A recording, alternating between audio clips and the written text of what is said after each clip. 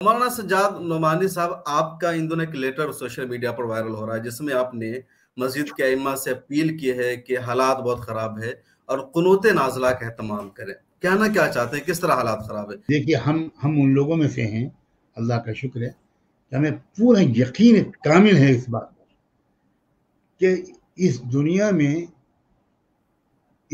کا رب اور مالک جو فیصلہ کر لے، جو صورتحال دنیا میں قائم کرنے کا فیصلہ کر لے، اسے کوئی بدل نہیں سکتا.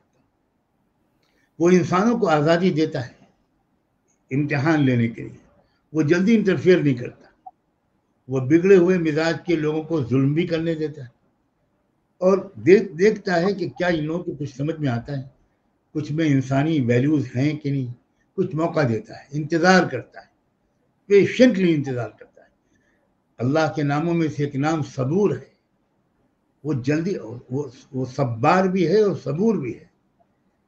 تو اب جب یہ صورتحال ہے، تو جب بہت زیادہ ظلم ہونے لگے تو انسانوں کا، تمام مظلوموں کا یہ فرض ہے کہ اپنے رب کو پکاریں، اپنے رب سے کہیں کہ اس دنیا کے اندر امن و امان قائم کر دیجئے، عافیت دے دیجئے، کمزوروں کا سہارا بن جائیے، ظالموں کو ظلم کرنے سے باز رکھنے کے لیے اپنی طاقت اب استعمال کر لیجئے.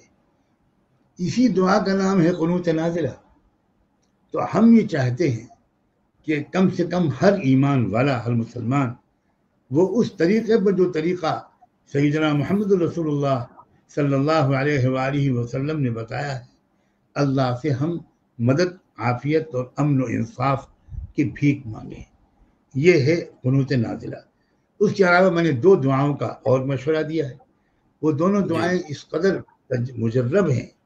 ایک دعا میں انسان کے اندر ایک قوت اور حوصلہ آتا ہے کہ ہم اکیلے نہیں ہیں، اللہ ہمارے لیے کافی ہے، حسبنا اللہ و نعم الوکیل.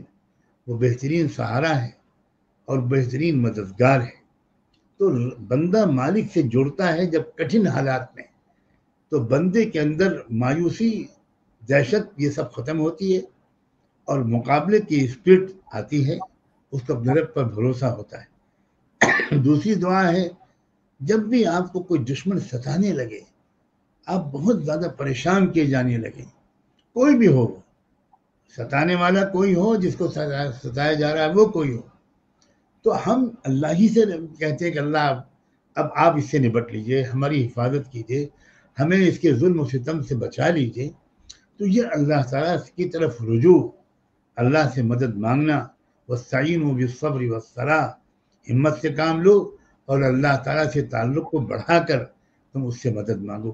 اس بنا پر میں نے کوئی نیا کام نہیں کیا. جب سے اسلام آیا ہے یہ مسلسل مسلمانوں کا معمول ہے. تو اور یہاں ساری دنیا دشمن کون کی، ہے؟